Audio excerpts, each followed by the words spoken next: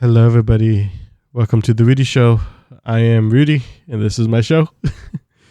Welcome to the podcast. Happy to have you here. And wow, it's been more than a week since the last time I uploaded or even recorded a podcast episode.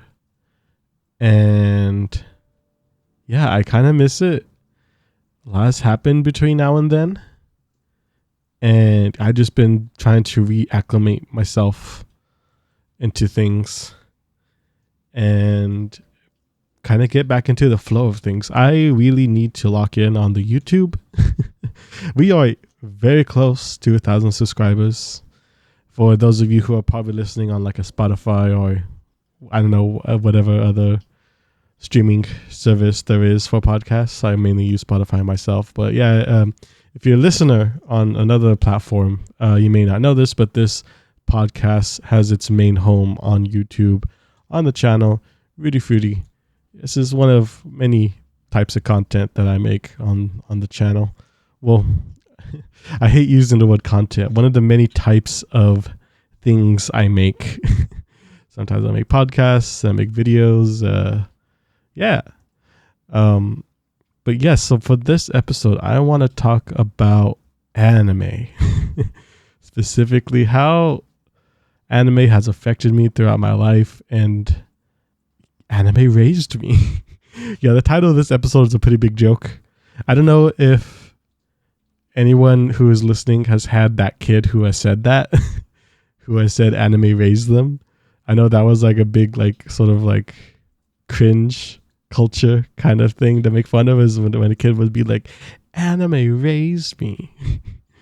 Like, Goku's real, he's my dad. But yeah, this is title of the episode is kind of a joke, but not really, because anime is a pretty big part of my life. I'm a huge weeaboo. Anime started this whole mess, and yeah, I'm going to talk about where it started and how things have been going since. Like, what are the other big shows that like impacted me? Shows and movies, but I'm mostly talking about like series, not the movies as much. Although I could make a whole episode just talking about the anime movies. But anyways, yeah. So let's get into the topic here. So when did this whole mess start of being a weeaboo, of enjoying the animes? Well, I would say it really started, of course, with a lot of kids watching Miyazaki movies. Like, my parents found these movies, they thought they would be cute, and they would show them to me and my sister. And we adored them. We loved the heck out of them. Except I remember my grandparents took me to see Spirited Away in theaters, and seeing No Face rampage through the bathhouse freaked me the hell out. I started to cry. My grandfather, he walked me outside and just sat out in the lobby with me, and we just sort of talked about what happened, and I was like, yeah, I got scared. But yeah, then now Spirited Away is like one of my favorite movies. I think it's a beautiful movie about maturing and growing up. But yeah, there's a lot of angles you could take with that movie, because like, it is a lot about maturing and growing up in this world that kind of only values you for what you can do for other people. And yeah, just kind of like showing appreciation for parents, what they've done for you just a little bit. Like, that's a small part of it. And like, kind of just showing that love is like the fucking reason. Love is the reason, man. And that's a very beautiful movie. I love it. Soundtrack, Joe Hihashi, he cooked. Brother cooked. Yeah, he makes such wonderful soundtracks for all the Miyazaki movies that he's been a part of. But yeah, Spirited Away it's not only like a big one as a child, but like watching it as an adult, I have a lot of appreciation for it. But then yeah, with Miyazaki, I've started to get into more of his movies as time went on, and yeah, I really like The Wind Rises. I still need to see The Boy and the Heron. I hear that one's really good. And it's so funny. What is this, like the fourth third or fourth time Miyazaki has come out of retirement. Man, that dude cannot just relax. He does not know what to do with himself besides create, which is kind of beautiful, really. I don't even think it's like he's necessarily a workaholic. I think it's just like it's in his nature to create. Like he just has so many worlds in his head and so many ideas, so many things he wants to express that he's like, this, I need to make this. And I'm welcoming it. I really need to see that movie. Yeah. Yeah, I really enjoyed The Wind Rises. That one, I don't know, man. It's hard for me to say which one is my favorite of the movies I've seen of his. I do have a bit of a hot take that his very first directorial debut for like a full feature film was Nausicaä and the Valley of Wind. And I think that movie is not... Okay, hold on. A more popular movie of his that came out later is Princess Mononoke. People love Princess Mononoke, and rightfully so. It's a great movie. But my hot take is that Nausicaä and the Valley of Wind is the exact same movie. Came out first and is better. That's my hot take. People hear that and they think I'm like talking shit. Oh, I kind of am talking shit, but they think I think that Princess Mononoke is like ass. I don't think it is. I think it's a great movie. But I'm like, we even got Nausicaä and the Valley of Wind. That kind of hit the spot. Environmental, warriors bad, strong female lead. Yeah. But yeah, really, really cool movies there. Miyazaki was like the start of it. And Miyazaki, I think he's sort of like the tier of like, there's a lot of people who have watched Miyazaki movies but don't really consider themselves like anime fans. So there was that. So I just kind of watched them, and then I grew up from like my elementary school days up until middle school, and in middle school is when it happened. That's where the tragedy struck. Aside from anime, a big thing for me is gaming, like playing video games. So yeah, the one game I came across was the Fullmetal Alchemist game on the PS2. It was, I forget which one it was. I forget the name of it actually, like Curse of the Crimson Elixir or something like that. YouTube viewers, you'll see on screen right now the cover art for the game I'm talking about. But it was a really cool action RPG and sort of loosely based around some of the story elements of Fullmetal Alchemist. And I think it stuck to the mythology of Fullmetal Alchemist pretty dang well, despite it like changing quite a bit. Yeah, really enjoyed that game. And then my sister, her friend at the time, was already kind of into manga, and my sister, like, her friend showed my sister the manga, and then my sister was like, oh crap, my brother plays this game. So she showed it to me, and I was like, whoa, this is really cool. This is just like the movie. This is just like the game. So then I went to Borders, back when Borders was a thing, and then picked up a few volumes, and then all of a sudden I have the whole collection now. Yeah, I love Fullmetal Alchemist. I still consider it one of the best stories ever made. But I have like some hangups about the anime adaptations. I have more so a hang-up with Brotherhood. I don't know, I feel like the comedy moments in Brotherhood are overplayed. And here's the thing about like adaptations of stuff, right? Like adaptations of manga. Like how can you grade an anime adaptation of a manga on its writing when the writing has already been done? Like if it's following the story beats of the manga, that's more so credit towards the manga artist, the mangaka, and their writing and everything, because that isn't original in the anime adaptation. Like they just took that from the manga, and now I think I really would grade anime adaptations based on how well they adapted the original series, like the original work.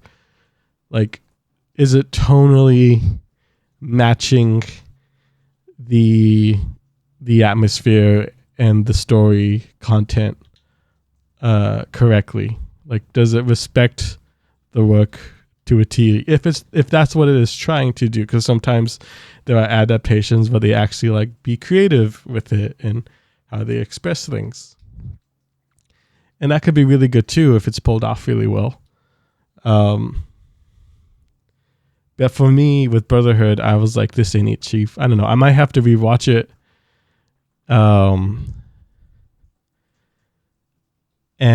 But like there's still some things of like the added scenes in the beginning that had to do with like some random criminal. Like that was weird. Like, why'd they open up with that? Why didn't they open up with the scene that started the whole mango? I don't get it. It's like one of those things where it's like you're not really hyped to watch that unless you already are familiar with the characters, I feel like. Yeah, so those are some hangups I have about Fullmetal Alchemist. But again, I have every single volume. I have the 2 video games. I have an Edward Elric doll in my room. And I really want to get the homunculus symbol tattooed on my hand. I think it was Greed who had it like that or something. But yeah, I would really like that. But yeah, beautiful series, wonderful mythology, wonderful characters. Fullmetal Alchemist started this whole mess. Yeah, that's also a series I would recommend people getting into for the first time. Like, if you never watched anime, definitely watch Fullmetal Alchemist. I would honestly suggest to watch the 2003 version of the anime, and then just watch it up until the point where they didn't catch up with the source material, and then just read the manga. That's my take on how to immerse yourself in Fullmetal Alchemist. But yeah, the next series I want to talk about is Bleach, because Bleach, as far as like the big 3, that's like the only one I've watched. But I would like to watch One Piece, watch or read One Piece, maybe both. And then Naruto as well, because I hear really good things about it, and that the fight scenes in Naruto are very well choreographed. It's kind of amazing looking. But yeah, Bleach though, I really love Bleach, and I would watch it on, I forget the name of the website, but it's probably like dead by now. It was back when, you had to watch fan subs. God, remember fan subs? Do they even make those anymore? Or is everybody just like on Crunchyroll now? I don't know. What do you kids use to watch the animes these days? But yeah, it was like on some website, Anime List, Anime TV, I forget. But yeah, I just really like the characters. The story isn't anything too complex, and the themes aren't too complex either. But I just love it. It's my favorite series about the anime boy fighting for his friends. I love it. Just like the style of all the designs for the characters are like top notch. I think that really elevates the show. Is just like Tite Kubo's like just fashion sensibilities for character design are just top tier. Like everybody looks so unique and cool. Yeah, I really love Bleach. And also the opening themes. I don't think there's a single flop. I think they're all fire. Also, the ending themes are pretty great. Although, like, I skipped most of them. And I only skipped most of them just because I was like, I gotta get to the next episode. But yeah, that was a series I would like to catch up with on Adult Swim. Oh, I should also mention this. I watch subs mostly all the time. I'm a big sub watcher, and yeah, I would watch Bleach with the fan subs, and then if I would catch it on Adult Swim, I wouldn't mind the dub. I think the dub for Bleach is pretty dang good. Yeah, and I remember like watching, catching up to it, and then I remember catching up to it up to the point where, oh, I can't even say that because I don't want to spoil it for people. But this is right before the arc that some people consider the mandatory filler arc. Yeah, that one. Bleach fans know what I'm talking about. Maybe. But yeah, so Bleach, really cool, stylish things, and like it just set the vibe for me in high school. Like I was watching it during high school. That was the thing, and I'm like, this character is around my age. I really connect with that, and yeah, I mean, the series was less about like going through like the everyday life of being a high schooler. Like that was very different, but just relating to like, I don't know, just fighting and hoping things would turn out all right in the end. Yeah, I really connect with that. And now the 1,000-Year Blood War arc is airing as I'm recording this. Well, I don't think it's airing like on the air. I think the next season's coming out. Was it next month, April or May? I don't remember. But it's coming out later, and I'm super excited for it. I think all the new characters introduced in this are like really cool. Yuhabak is another him. But yeah, we're going to see the class of hymns pretty soon. Yeah, so very cool. Bleach, love it. I think the next one I should talk about is Eden of the East. This is one you probably haven't heard of. It wasn't super popular at the time it came out, but it was kind of like a cult following kind of hit of a series. And it also came out with 2 movies that I haven't watched yet. But even then, like, even though I haven't seen the ending of the series, it's still one of my favorites. It just has like a great vibe.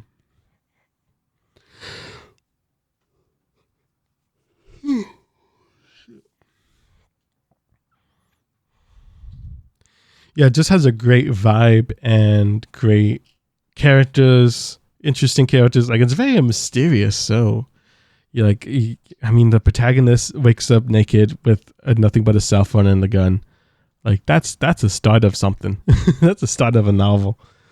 Yeah, it's and I just really like its sort of commentary on being a millennial, and I think the challenges that generation, or I guess my generation, faces are just kind of universal. Like they're kind of going through the same stuff there in Japan, and sort of facing the same things of like a government that doesn't take care of its people that well, or job opportunities, or expectations of how you should be when entering the workforce, or expectations you have after college, like feeling like, yeah, I'm an adult now. This is how things should be, and then things don't always go that way. Yeah, but I haven't finished it yet, but it's still one of my favorites, and I love the main character, Akira Takizawa. Like he's my idol. Like when I think about a guy being a suave guy, I think about him, and that's I get my Riz is modeled after that guy. And I got this big tapestry that is hung like next to my bed. Yeah, love Eden of the East. And then the next big one I should talk about is Attack on Titan. Wow, the anime that took over the world in 2013. And then 10 years later, finally finished. But yeah, no, I remember watching Attack on Titan and being blown away like everybody else. And it came to me in a very like critical time in my life. I was a senior in high school. I was approaching the end of my senior year, and I was having a hard time of it. Like, I was going through really bad insomnia, and yeah, like I was struggling in school because of that as well. So yeah, and then like watching Attack on Titan and seeing these characters fight through what feels like impossible odds was really encouraging for me. And I was like, I'm gonna lock in. I'm graduating high school. God damn it. Even though like all I really had to do to graduate high school, like the only thing like raining on it was this thing called the senior project. I don't know if I don't think all districts do that, and I don't know if like the school, like high school, is the same like around the world when it comes to that sort of thing. But like high school project was like this big project, like you had field work, you worked with like professionals in something, and then you write a report about it. You make like a thesis statement about it. It was pretty involved, and I'm like, I can't believe I had to do that as a kid. But I think the experience of it was pretty dang good. But it was still really hard.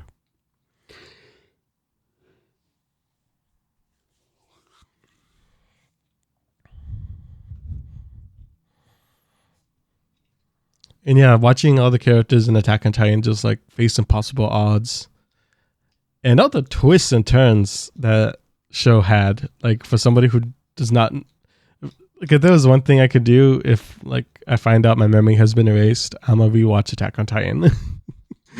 Because that was a bunch of twists and turns, dude. I really enjoyed that series. And yeah, and then when it returned, what was it, like 2017? That was pretty hype as well. And it was also, I think that, no. There's a lot of points in the series where I'm like, that was my favorite point. I will say though, in the final season, quote unquote, things did start to get super complicated. I feel like there was all this history and lore, and yeah, it was very sophisticatedly put together kind of series. And I remember seeing interviews with Isayama, and from like when the series just barely started to like pick up. One aspect of that, which was pretty funny, was that he said that he got a call from his bank because they were worried that he might have been like a scam artist or something, because his bank account started to like skyrocket in funds. And then another thing was when the series got really popular, he started to feel like he should change the way it ends, because he started to feel like if it's this big, I should take it a bit more seriously.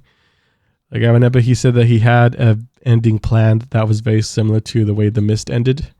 If you've seen that movie, it's based off the Stephen King novel. Summarizing everything, everybody dies. That's the kind of ending he was originally planning.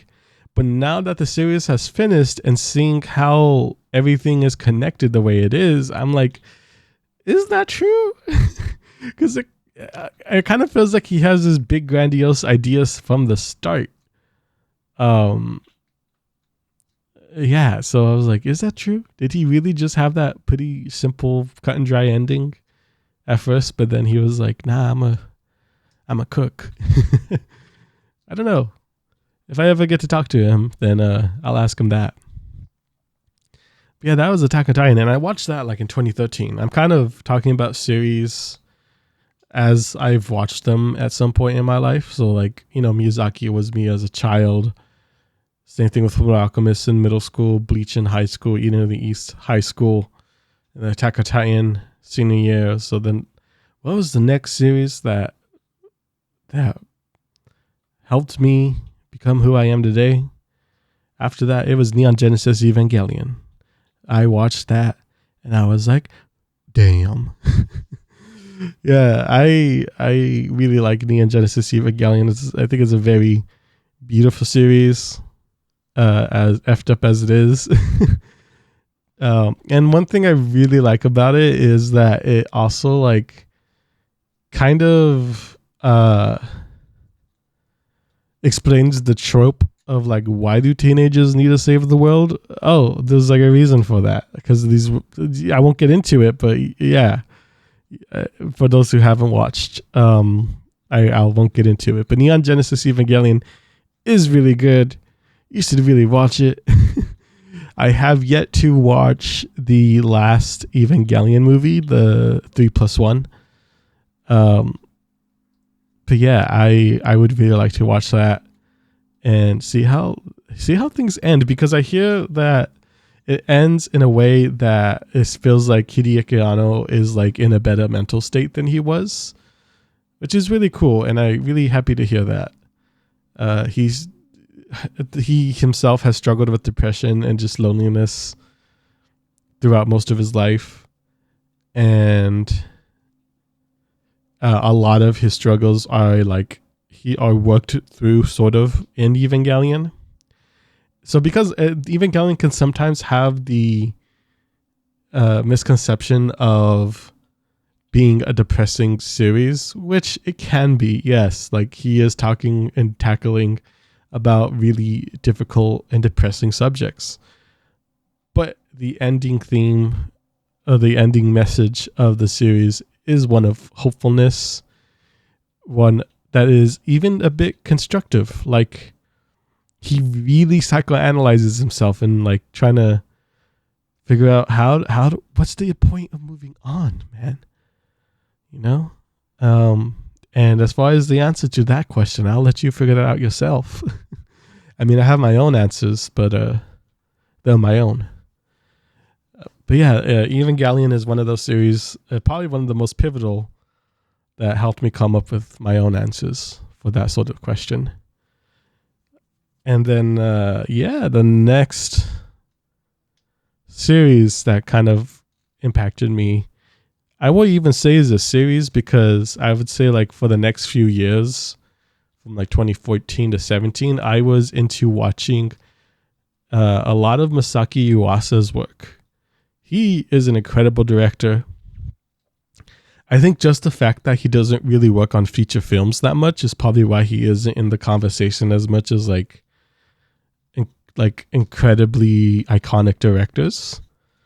Because he makes fire. I think he's only directed one movie, Mind Game, and that movie is incredible. Highly recommend it. And that one is also a lot about like seizing the day, feeling good about life. Yeah. Ping Pong, the animation, is my favorite anime, and he directed it. And it is a simple series about a boy who plays ping pong. But it's such an incredible character study of like everybody involved. Like, every character involved has an arc, and it's all concluded so well. Again, this is one of those cases where like it's an adaptation of something, so it's an adaptation of the manga, and the direction and art style of the anime is like incredible, and he stylizes the original work very well. And yeah, the writing's still intact and it's done so very respectfully. And yeah, it's probably my favorite anime, just for like the visual aspect of like how creative they are with like expressing the characters' emotions. I remember a friend of mine who I showed the series to, they said that they like, ooh, I like the expressive art style. And I was like, yeah, that's a kind of a good way to put it. Like just the way the characters are drawn says a lot about them. It actually looks kind of like street art a little bit, is what it reminds me of. Yeah, Ping Pong, super influential, makes me feel hopeful for, I don't know, just putting an effort into things I care about and knowing that I can find a place in the world just by putting in my effort and showing up. So we have reached the 30-minute mark of this a podcast, and I am in the last 15 minutes of it, and I stepped away for a few days. Stuff happened. Towards the end of the first part of this recording, I checked out mentally and I needed a break, and then that break turned out to be like a 3-day break. Lots of other stuff happened in between now and then, but we're back, and I apologize. I mean, I don't know if anybody's looking forward to these, but I apologize for the delay of the second episode, which is being uploaded April 4th, the day before my birthday. But we are still keeping on the subject of anime, because anime is super important to me. I love anime, as you can tell so far. And last I left off, I was talking about ping pong, because I was talking about Masaki Yuasa and his work. And another series that he had part in was Tatami Galaxy. I love Tatami Galaxy. And I think it's one of those things that this kind of shows Masaki Yuasa's versatility when working with like different art styles. Just his prowess with animation in itself is very, very strong and very versatile.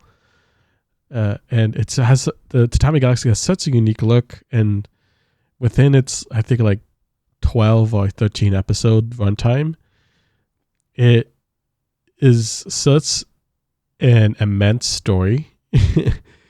And it's technically a series about time travel, not necessarily time travel in itself, but it's like, if you ever like had a moment where you're like, oh, if I could redo this day, or if I could redo something in my life differently, this is how I would have done it. Like, if you ever felt that way, this is the series that kind of like expands on that sort of philosophy. And it's, just to sum it up, it is a series kind of about like living in the moment, but also like taking caution to what your temptations might be. It's a very, very good show, and it has a lot of really varied and colorful cast of characters. I don't know how else to describe it. Also, it has been like 9 years since I've watched it. This is just basically what I really gotta rewatch it. Heck, I'll probably have like my friends over sometime and we could watch it together. It should be like a pretty short watch, but yeah. Tatami Galaxy, another very milestone anime that I have watched. And the next one I want to talk about is Berserk. Now, Berserk, more so famous for the manga, and rightfully so. I mean, there's only been like 1.5 good adaptations. The only reason why I say 1.5 is because I think the Golden Age arc movies are pretty good. I think the only thing that makes me kind of like sad about it is that like there are some major story points that are kind of missing from the from the manga and even from the 90s anime. So when I talk about the Berserk anime, I'm mostly talking about the 90s anime that ran for I think like 24 episodes, 25. That covered the Golden Age arc and just a little bit of the beginning of the Black Swordsman arc. And it is very good. I really enjoy it. Berserk is probably my favorite story that's ever been made. Rest in peace, Kentaro Miura. Dude is a genius and a master of his craft. And yeah, I really miss him. And Berserk as a series in itself, I'm just going to contain it down to what the anime covered and why the anime is so special to me. So I think it really captures the artistry the best as far as any animated adaptation of Berserk has come out with so far. Although I would say that the movies, the Golden Age arc movies, definitely do have their moments. I like sometimes you look at Miura's artwork and you're like, this looks like a painting. Like this looks like a fine art painting. And then like I think the 90s anime captures that the best. I mean, they probably literally are paintings. I don't know for sure off the top of my head, but like they're probably just paintings. Which is why they look like paintings. But yeah, for those unfamiliar, and I should also warn you, for those unfamiliar, that Berserk is an adult dark fantasy story. Like, there are some mature and pretty difficult subjects tackled in Berserk, and it is definitely not for the faint-hearted. But because of that, and because of the maturity Mayura takes into portraying these really dark moments, that it creates a very respectable series. Like, I feel like the violence and the essay in Berserk is done so in a very like tasteful way. It's, I don't know, I feel kind of wrong describing essay in something as tasteful. I think the right word for it is that he handles that sort of subject with reverence, and it is so woven into the characters and their behavior and dialogue so well and so seamlessly that it just makes every character feel that much more alive and unique and like real, like alive. Like, every character has like really consistent driving forces in their behaviors and their identities and what they believe in is right and what they want to do with their life, and everything like just moves together like a real world, and it's so incredible. I really love Berserk. And also, another thing that makes the 90s anime very special is that the soundtrack was done by the brilliant Susumu Hirasawa. He mostly makes a lot of like synthy music, but it isn't very like dancey. I mean, some of it can be, but majority of his stuff is very experimental and kind of ambient, but also can get really high paced with like good rhythms and stuff. But for the most part, he is doing some weird shit. And I really love him for that. Like, it feels like everything he puts out kind of sounds like it could be like a soundtrack to a sci-fi film or series or a fantasy series. And so it fits Berserk very well. And I think the synths and stuff and also like he uses traditional instruments integrated with synths as well. And I think that just in Berserk creates this tone that is like genuinely feels otherworldly. Like, when there are like demons that show up in Berserk, it actually really feels unnatural. You kind of sort of feel that fear that like this shouldn't exist. Like, this genuinely should not exist. This does not make sense in this world, but it does, and it's terrifying. And I think, again, Susumu Hirasawa's soundtrack really elevates that sort of feeling very well. And I think it's the synths, and then also like the use of like real traditional instruments like strings or bagpipes. I think he uses bagpipes, but those could probably be done over the computer. I don't know how sound engineering technology was at the time to be able to like do that, but yeah, he does that. So it was an incredible series. I could probably do a whole podcast episode with my friend Jay, who has also read the series. Just do a whole podcast episode just talking about Berserk. Might happen in the future, we don't know. But oh man, I don't know how my time is. I got 6 minutes left. I'm on timing.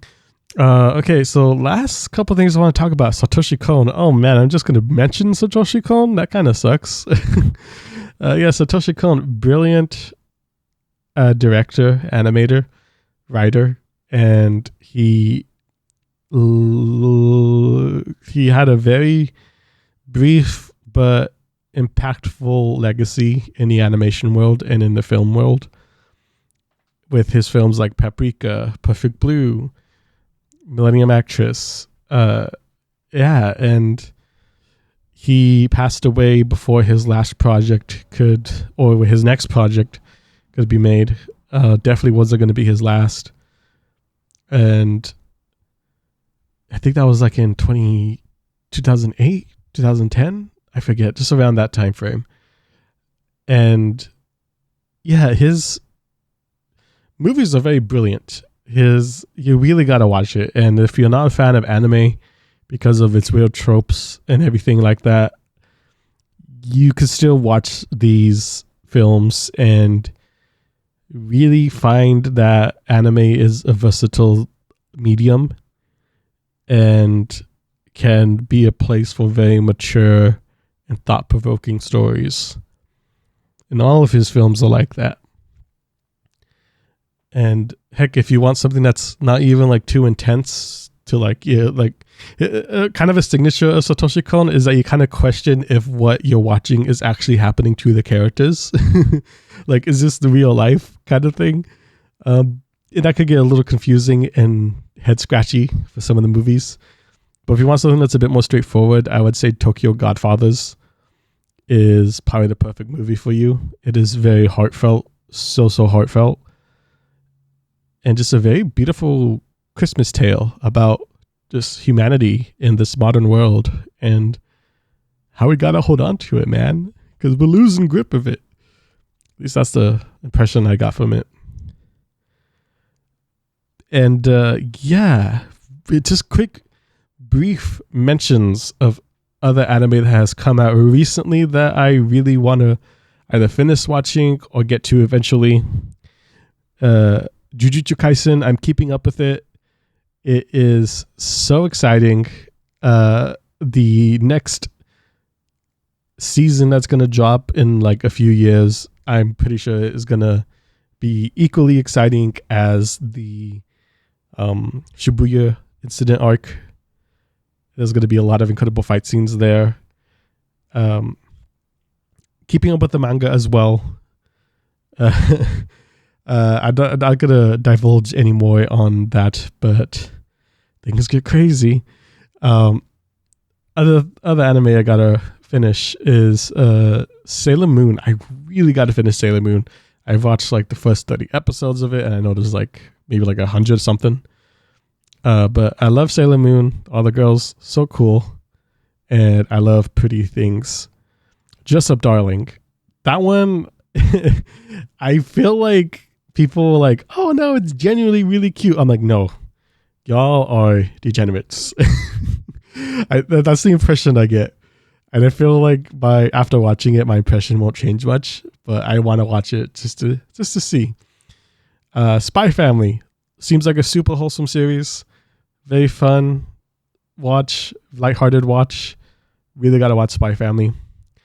Ferin, the white-haired elf girl. The series that she's a part of seems very fun and very versatile in like its tone. So I'm very interested to see if like the story itself is like put together really well. Otherwise, the clips I've seen of it look really fun. Also, My Hero Academia. I really gotta catch up with it. I mean, that's not a super big priority of mine because I stopped watching after the third season because it kind of fell off. And when I talk to people who have even kept up with the manga, tell me, yeah, it did fall off for a bit. But the saying it gets a lot better. And I see some clips of like some fight scenes and stuff looks cool. So I might pick it up again. But that's sort of what I had written down here as stuff I gotta watch. There is a huge to watch list I have that I'll get to eventually.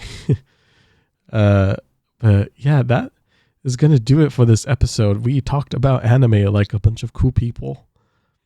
And hopefully you've gotten to know me a bit better and my tastes for anime. Although I don't think I went through anything that like kind of talks about my preferences. I guess I kind of did. I talked about my experience with anime. Yeah. But anyways, I really appreciate you listening. I am planning to do this is going to be a bi-weekly show for now. If things pick up and I feel like I need to prioritize time into this, we'll see if it gets to be more frequent. But for now, we're looking at 2 episodes per month. And I think that's manageable for me. So thank you very much for listening, whether you're on YouTube, Spotify, or wherever else I'm able to put this on, like whatever I'm able to figure out. Yeah, I really appreciate you listening. Like the episode, save it. If you're on Spotify, I think that's what they use to like gauge like whether or not people like it. And that'll really help me and let me know that you're listening and you're enjoying what I'm putting out. Comment down below what you would like me to talk about. And I'll catch you in the next one. Take care.